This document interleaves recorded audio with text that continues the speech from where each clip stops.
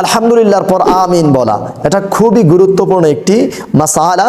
আলহামদুলিল্লাহর পর আমিন বলা কিন্তু সুন্নতে মুআক্কাদা, অর্থাৎ ওয়াজিবের সমতুল্য।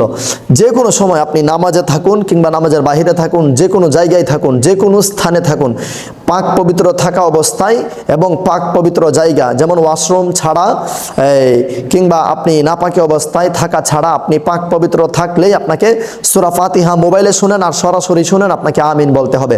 তবে হ্যাঁ, নামাজের মধ্যে যদি আপনি থাকেন কিংবা ইমাম সাহেবের কাছ থেকে যদি নামাজরত অবস্থায় শুনেন, তাহলে আপনাকে আমিন আস্তে করে বলতে হবে, যেন আপনার পাশের জন না শুনে। কারণ রাসূল সাল্লাল্লাহু আলাইহি ওয়াসাল্লামের একটা হাদিসে মুবারাকানের মধ্যে আমরা পাই যে রাসূল সাল্লাল্লাহু আলাইহি ওয়াসাল্লাম যখন জোরে আমিন বলা শিখিয়েছিলেন, এটি হচ্ছে এদেরকে নামাজ শিখানোর জন্য, মানে তিনাদেরকে নামাজ শিখানোর জন্য। যেমন আমি যদি পড়ি, সবাই আমার সাথে পড়ো, আলহামদুলিল্লাহি রাব্বিল আলামিন, সবাই পড়বে আলহামদুলিল্লাহি রাব্বিল আলামিন, আর রহমানির রহিম, তারা বলবে আর রহমানির রহিম। ঠিক এভাবে গায়রিল নবীজি বলছেন গায়রিল মাগদুবি আলাইহিম ওয়ালাদ-দাল্লিন, সাহাবীরা বলছে গায়রিল মাগদুবি আলাইহিম ওয়ালাদ-দাল্লিন, নবীজি বলছে আমিন, সবাই বলছে আমিন।